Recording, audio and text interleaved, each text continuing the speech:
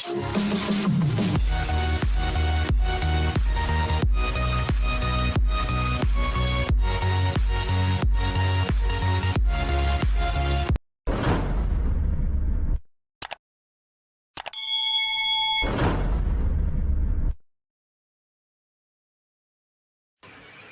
teman-teman, perkenalkan nama saya Agnesia Veronica Luman Raja dengan NIM 13011741112.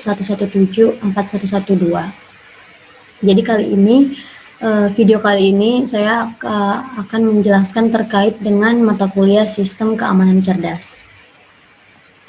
Nah, di sini saya akan menjelaskan teknik deteksi malware berdasarkan paper yang telah diberikan, yaitu paper yang berjudul A Survey of Malware Detection Techniques. Paper ini tuh ditulis oleh Idika and Mater.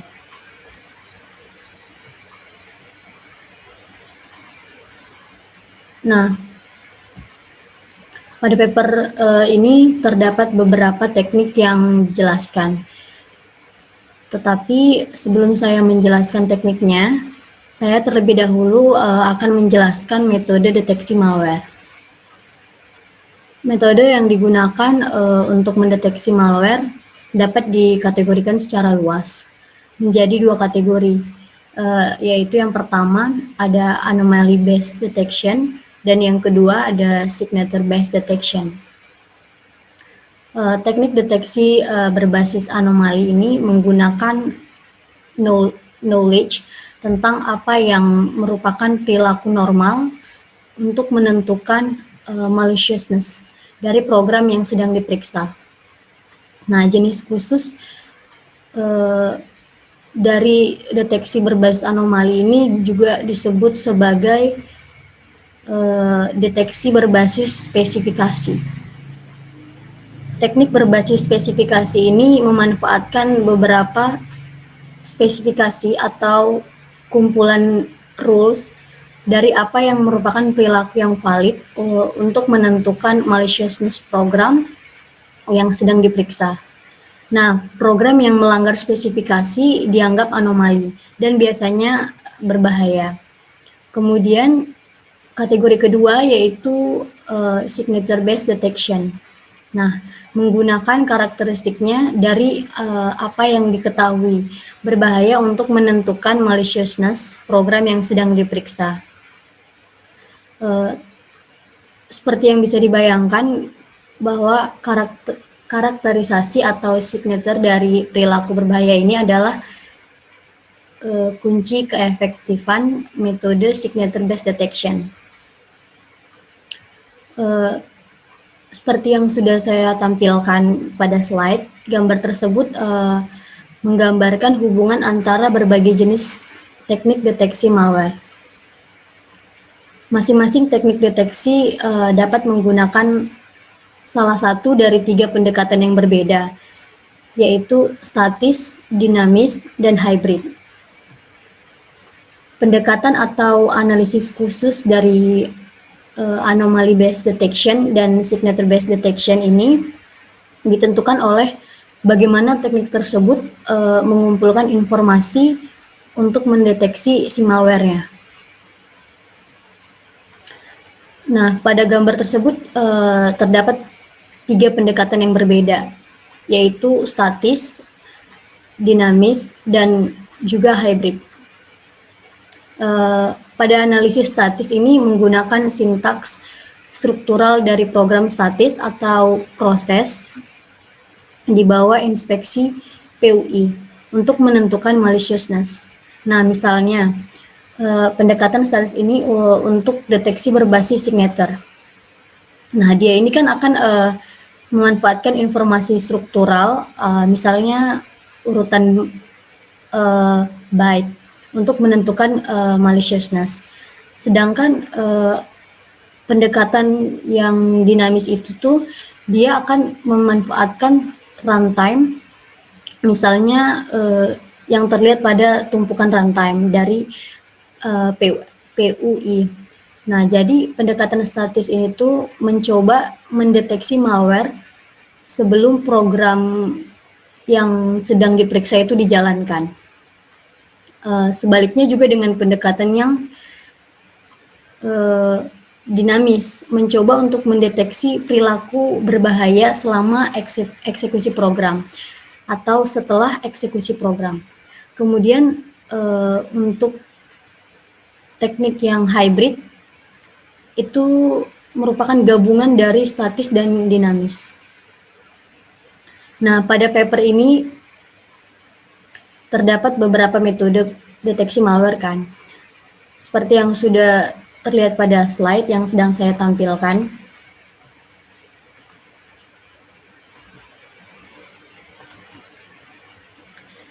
Jadi kan pada tabel itu ada metode deteksi malware. Nah, yang pertama itu ada anomaly based dan pendekatannya itu ada statik, dinamis, dan juga hybrid. Kemudian yang kedua itu ada specification based. Pendekatannya itu juga sama seperti yang anomaly based. Itu ada dinamik, statik, dan juga hybrid. Kemudian yang ketiga itu juga menggunakan pendekatan signature based, juga memiliki pendekatan dynamic, statik, dan juga hybrid. Nah, untuk yang dynamic anomaly based detection itu kan ada PAYL dan data mining dan juga komputer forensik dan beberapa teknik lainnya. Nah, kali ini saya akan menjelaskan teknik data mining.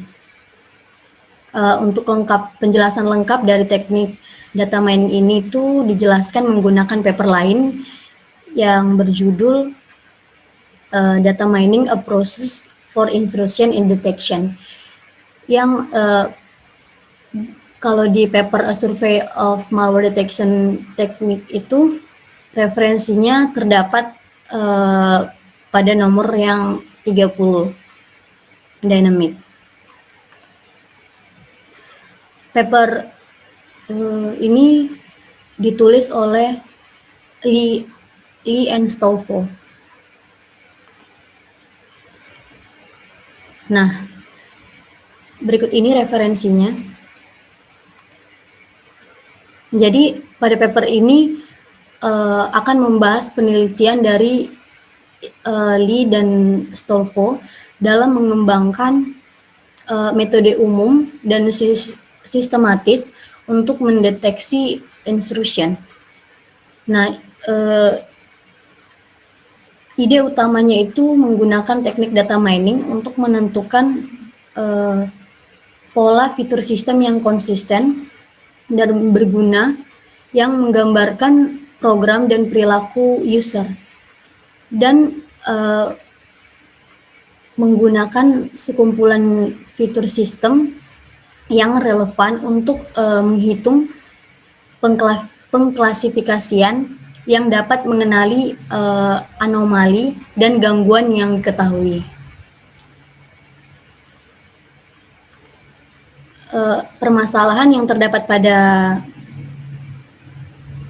paper Lee and Stolfo ini, sistem komputer berbasis jaringan itu kan memiliki peran yang semakin penting dalam masyarakat modern. Oleh karena itu, penelitian ini menemukan cara terbaik untuk melindungi sistem tersebut. Keamanan sistem komputer terganggu saat terjadi intrusion. Nah, intrusi itu rangkaian tindakan apapun yang berupaya mengganggu integritas, kerahasiaan, atau ketersediaan sumber daya. Nah, teknik pencegahan intrusion ini seperti autentikasi pengguna, misalnya menggunakan kata sandi atau biometrik, menghindari kesalahan pemrograman, dan perlindungan informasi, misalnya enkripsi. Kemudian telah digunakan untuk melindungi sistem komputer sebagai garis pertahanan pertama. Akan tetapi pencegahan intrusion ini tidak cukup, karena ketika sistem semakin kompleks, itu selalu ada kelemahan yang dapat dieksploitasi dalam sistem. Karena kesalahan desain dan pemrograman atau berbagai teknik penetrasi yang direkayasa secara sosial. Nah, makanya deteksi intrusion ini diperlukan sebagai dinding lain untuk melindungi sistem komputer. Kemudian tujuan dari paper ini yaitu untuk menghilangkan sebanyak mungkin elemen manual dan ad hoc dari proses pembuatan sistem deteksi intrusion. Nah, keuntungan dari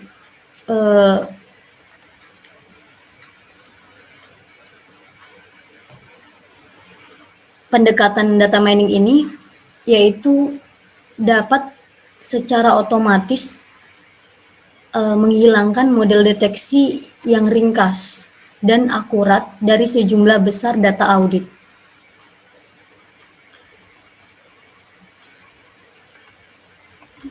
Kemudian pada penelitian yang terdapat pada paper ini, ada beberapa jenis algoritma yang sangat relevan. Itu seperti classification, link analysis, dan sequence analysis. Dalam membangun model classification, itu menggunakan 2 eksperimen. Nah, eksperimen yang pertama itu ada eksperimen pada SendMail System Call Data, dan kemudian yang kedua itu ada eksperimen pada network TCP dump data.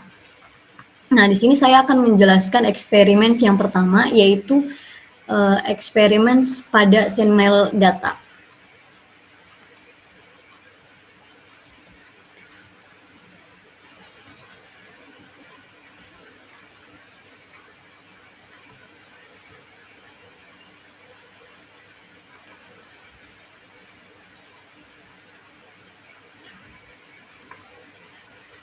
Nah, pada SendMail System Call Trace itu prosedur menghasilkan jejak SendMail yang dirinci di FHS L96. Jadi singkatnya, setiap file trace data itu memiliki 2 kolom bilangan bulat. Jadi yang pertama itu adalah ID proses, dan yang kedua itu adalah system call atau angka. Nah, angka-angka ini indeks ke dalam tabel pencarian nama si system call. Misalnya angka 5 itu mewakili system call open. Nah, kumpulan trace itu ada normal trace dan abnormal trace. Yang normal trace itu ada trace diamond SendMail dan rangkaian dari beberapa pemanggilan program SendMail. Nah, kemudian yang kedua itu ada abnormal trace. Nah, abnormal trace ini 3 trace serangan SSCP, Sun SendMail CP, kemudian 2 trace serangan jarak jauh syslog, kemudian 2 trace serangan syslog lokal, dan juga 2 trace serangan decode, 1 trace serangan SM5X, dan 1 trace serangan SM565A. Nah, itu trace yang dari berbagai jenis run-nya si program SendMail yang abnormal. Kemudian agar program machine learning itu dapat mempelajari learn model klasifikasi dari urutan pemanggilan sistem normal dan abnormal, itu perlu menyediakan satu set data pelatihan yang berisi urutan normal dan abnormal. Nah, dengan menggunakan sliding windows untuk melihat normal trace, dan membuat daftar urutan unik pemanggilan sistem. Pada para autor dalam paper ini menyebutnya daftar normal. Nah, kemudian selanjutnya itu memindai setiap trace intrusion.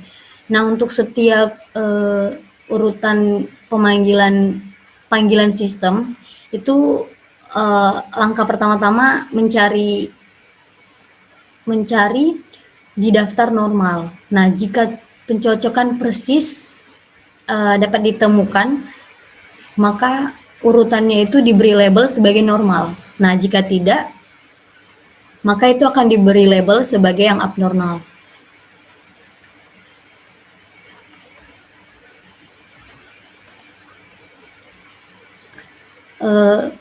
Selanjutnya pada tabel yang telah saya tampilkan itu contoh urutan berlabel.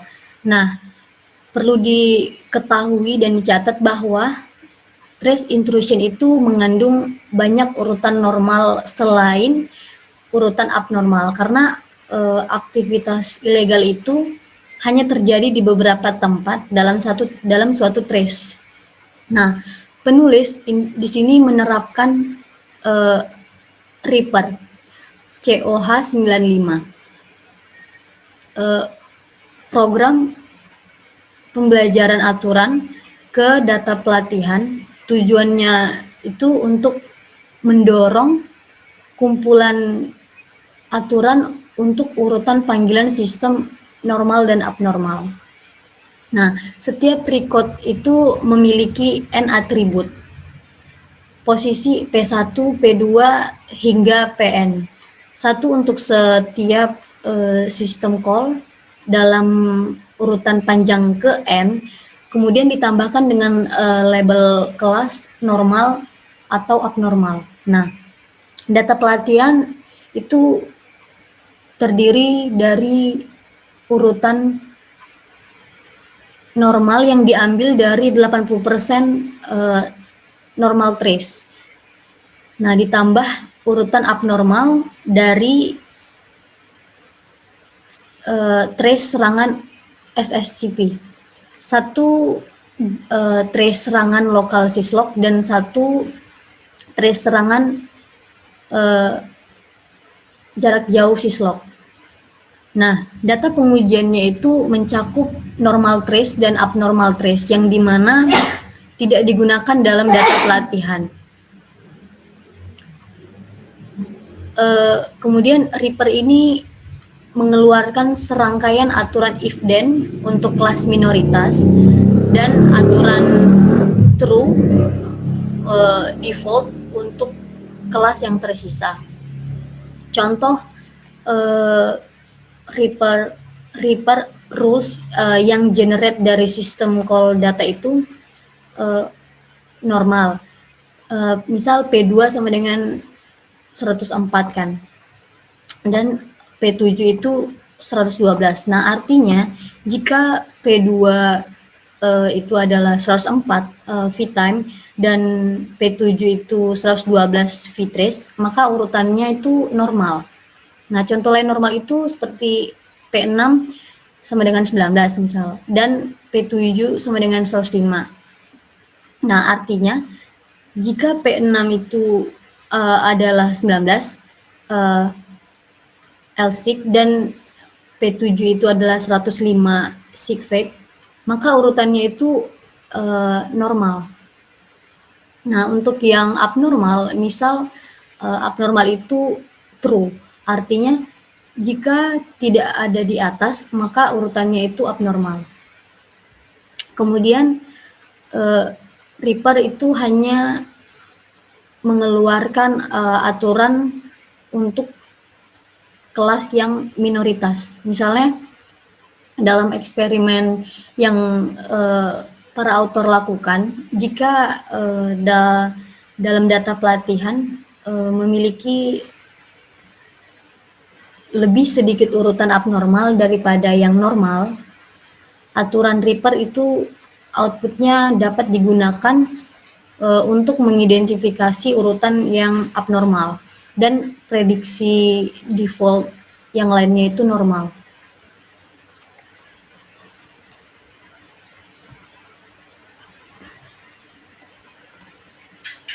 Nah, selanjutnya itu pada tabel yang sedang saya tampilkan itu membandingkan deteksi anomali. Nah, yang kolom FHSL96 itu persentase urutan abnormal trace. Dan untuk kolom A, B, C, dan D itu presentase daerah abnormal yang diukur dengan skema post processing dari trace. Nah, SendMail-nya itu 20% normal trace yang tidak digunakan dalam data pelatihan. Untuk trace yang dicetak tebal itu dimasukkan dalam data pelatihan. Trace lainnya itu hanya digunakan sebagai data pengujian. Kemudian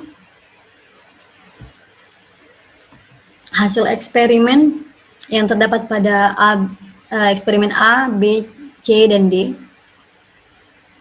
itu untuk eksperimen A 46% normal dan 54% abnormal dengan panjang urutannya itu 11. Kemudian eksperimen B itu 46% normal dan 54% itu tidak normal dengan panjang urutannya itu 7.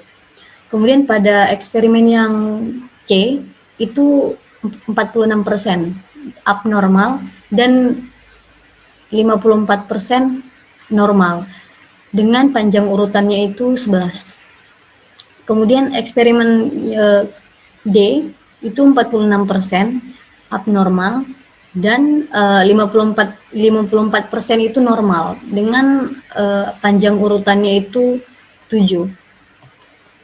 Kemudian kesimpulan eksperimen SendMail sistem call data ini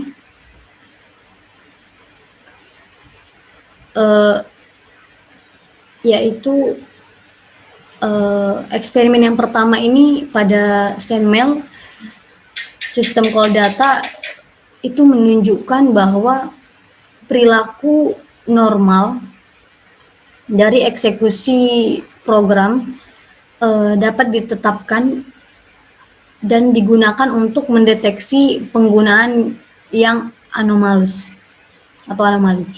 Nah, kelemahan dari model FHSL96 ini database urutan normal yang di-record itu terlalu spesifik karena berisi 1.500 entry. Nah, pada program machine learning Reaper maupun mengeneralisasikan informasi urutan panggilan sistem dari 80% urutan normal itu menjadi satu set urutan yang ringkas dan akurat. Jadi kumpulan aturannya itu memiliki 200 hingga 280 aturan. Nah, setiap aturan itu memiliki 2 atau 3 uji atribut. Nah, yang terlihat pada penelitian yang telah dilakukan oleh penulis, itu aturannya mampu mengidentifikasi trace intrusion yang tidak terlihat serta normal trace.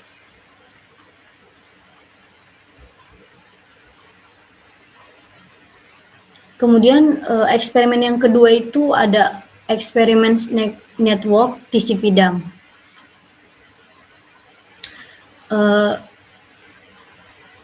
Pada eksperimen yang kedua ini itu lebih membahas atau menjelaskan terkait pendekatan data miningnya. Nah, pada eksperimen yang kedua ini autor memperoleh satu set data TCP dump yang tersedia melalui HTTP di iris .cs, .uml, .edu dengan port 8080, strip network.html. TCP/DAM di-run pada gateway yang menghubungkan LAN perusahaan dan jaringan eksternal. Nah, di sini ia menangkap header, bukan data user. Nah, dari paket jaringan yang dilewatkan oleh antarmuka jaringan dari gateway.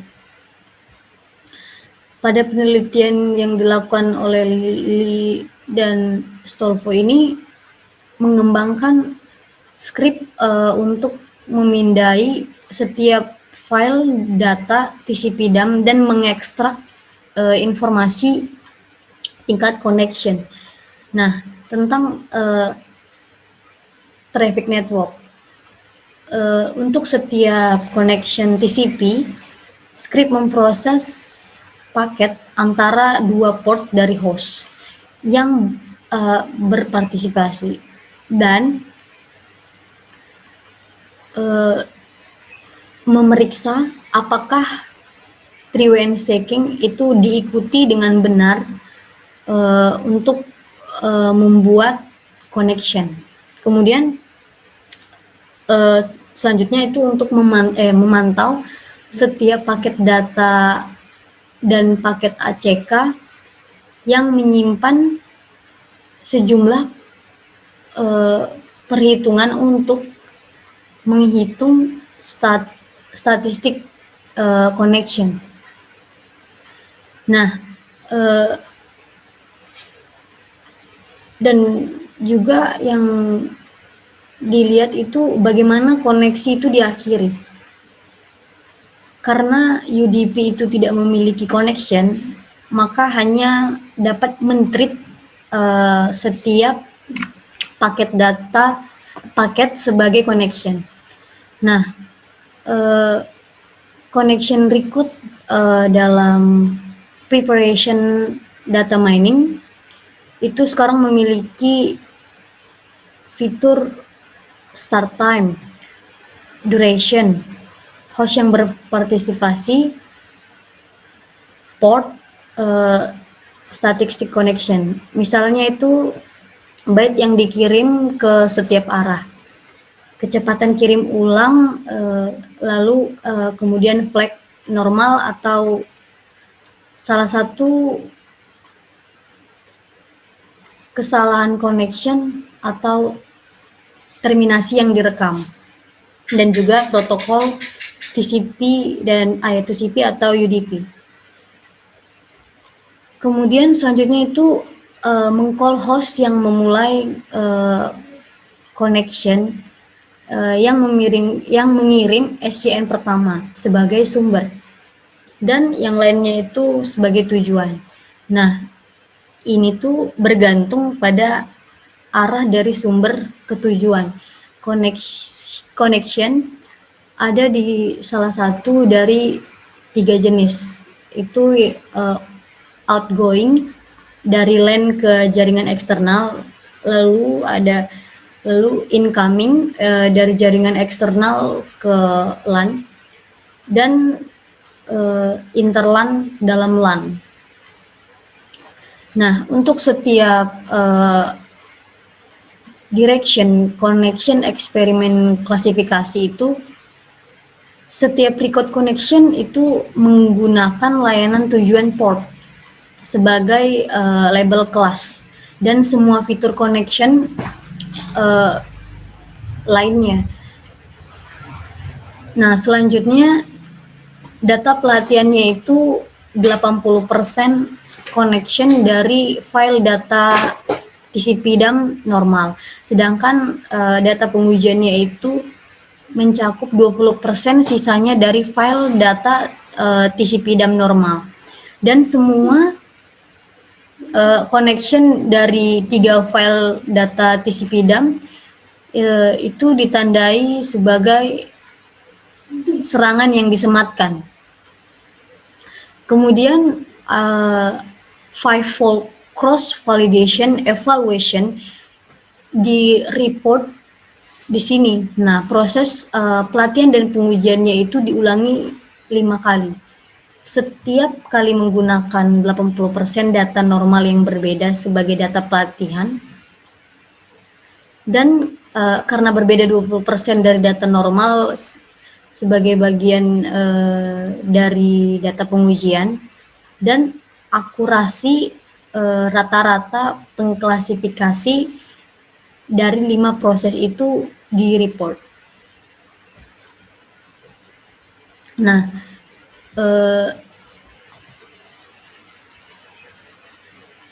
pada tabel yang sedang saya tampilkan ini,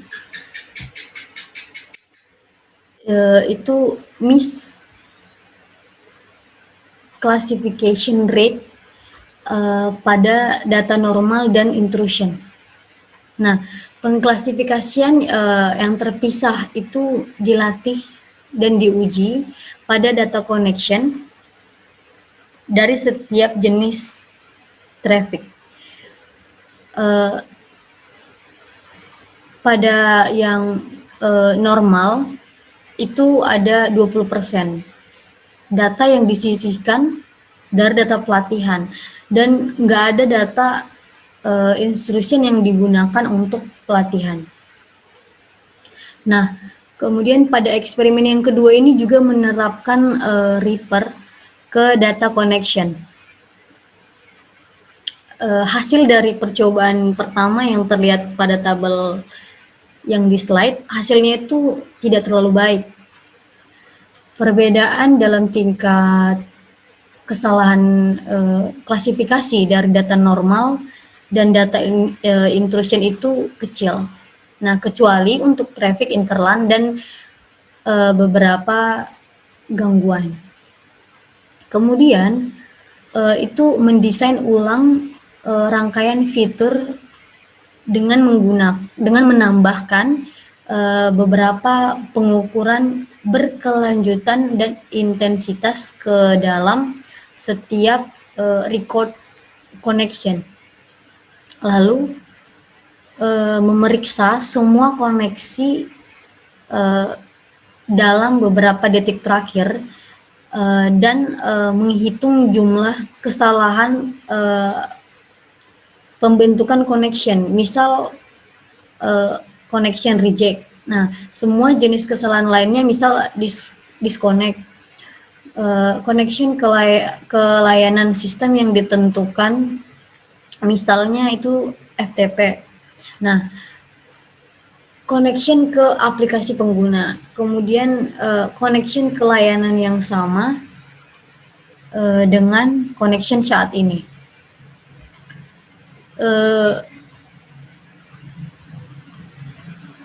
Di sini menghitung untuk beberapa detik terakhir durasi rata-rata per connection dan byte data itu di kedua arah dari semua connection, dan rata-rata connection yang sama ke layanan yang sama.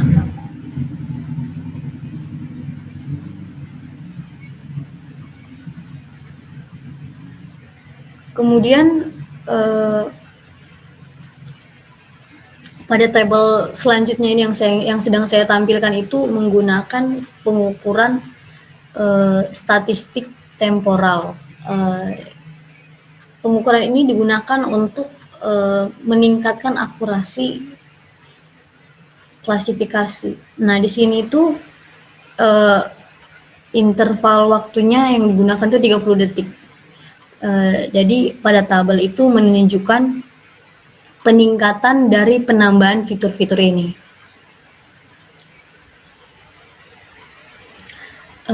Kemudian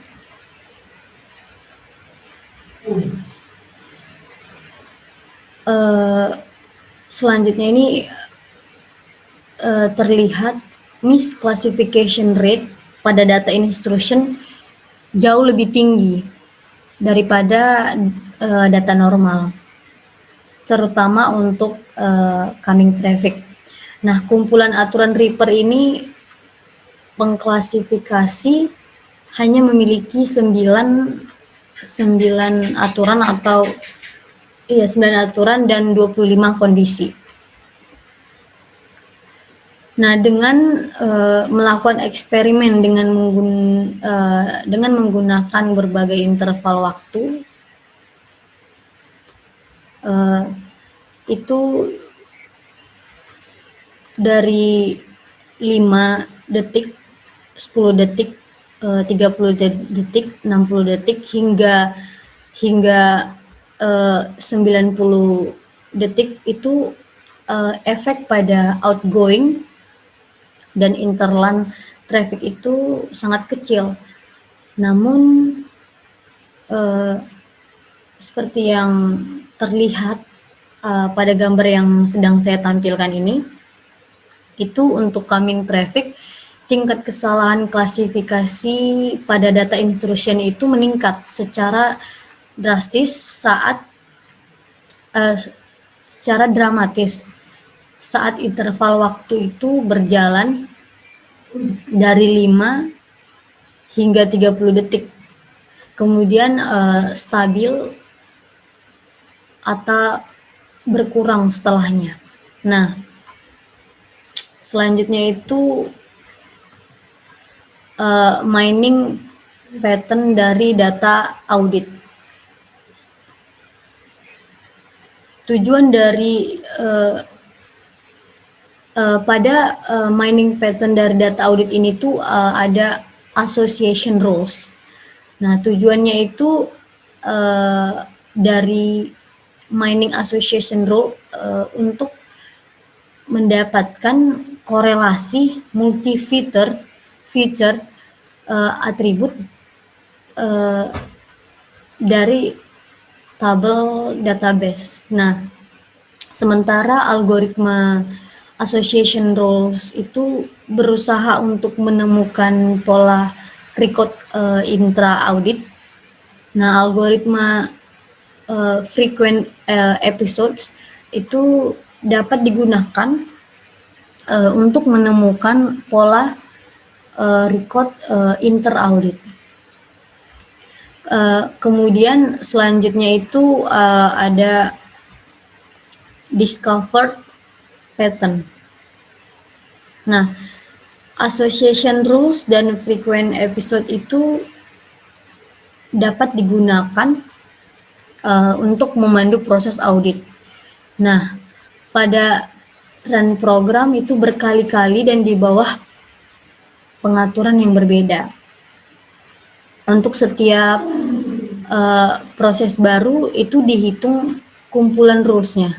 Nah, aturan dari association rules dan frequent episodes dari trace audit itu kemudian memperbaharui kumpulan rules aggregate yang ada menggunakan proses penggabungan.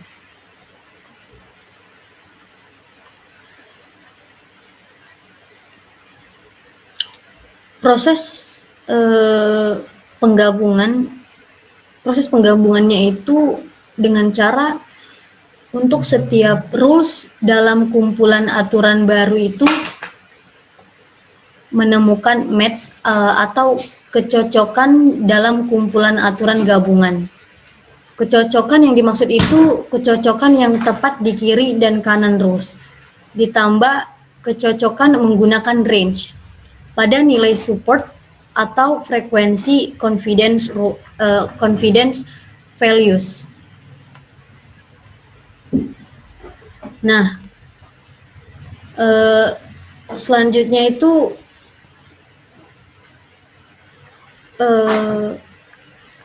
pada gambar yang sedang saya tampilkan itu menunjukkan pengaruh window size pada jumlah frequent episode. Jadi dapat kita lihat seperti yang saya tampilkan, jumlah frequent episodes, raw episodes atau serial episodes rules itu meningkat tajam dari 2 detik menjadi 30 detik. Nah, ini dari 2 detik sampai di 30 detik. Nah, selebihnya itu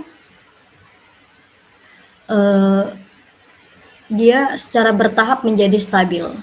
Nah, dapat kita perhatikan dengan sifat algoritma frequent episode ini, jumlah episodenya itu hanya dapat meningkat saat win increases. Kemudian selanjutnya itu arsitektur support.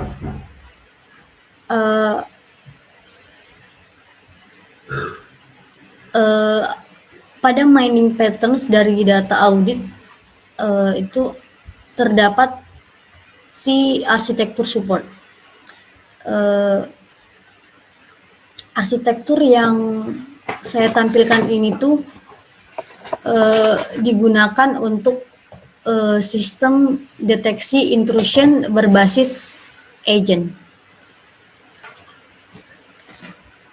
Nah, kemudian keuntungan dari sistem arsitektur ini tuh yang pertama, dia memudahkan untuk membangun sistem deteksi intrusion sebagai hierarki, komposisi agent, deteksi generik. Nah, kemudian yang kedua itu agent pendeteksi ini tuh ringan, sehingga dapat berfungsi secara independen dari heavyweight learning agent dalam waktu dan lokal selama sudah dilengkapi dengan kumpulan rules. Lalu keuntungan lainnya itu detection agent ini dapat mereport new instance dari intrusion dengan mengirimkan audit record ke learning agent.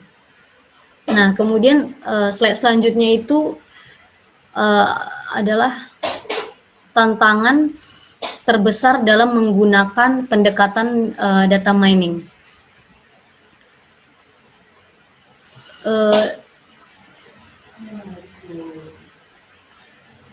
Tantangan terbesar dalam menggunakan pendekatan data mining dalam deteksi intrusion ini memerlukan data audit dalam jumlah yang besar, di mana itu berfungsi untuk menghitung kumpulan profil roles.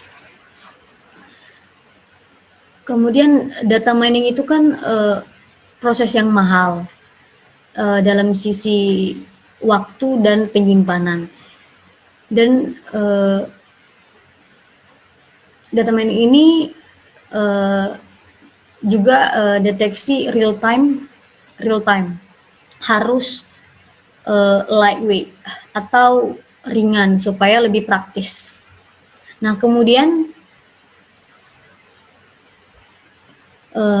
slide selanjutnya itu kesimpulan. Nah, paper ini mengusulkan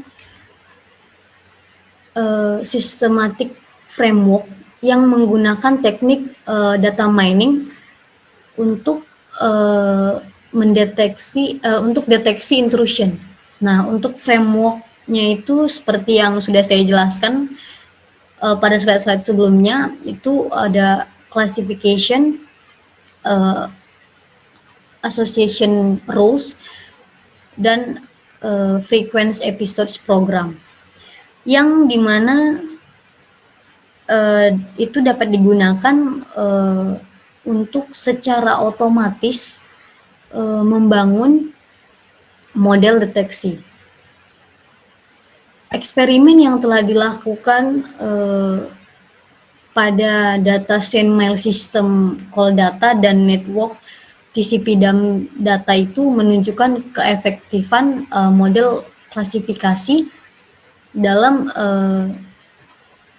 mendeteksi anomalis. Sekian dari penjelasan saya terkait video ini yang berhubungan dengan mata kuliah Sistem Keamanan Cerdas yang membahas 2 paper, yaitu paper yang pertama A Survey of Malware Detection Techniques, dan juga paper yang kedua itu ada Data Mining a Process for Detection Intrusion. Sekian dari presentasi saya. Jika ada kesalahan kata ataupun penulisan pada slide yang saya tampilkan, mohon dimaafkan. Terima kasih.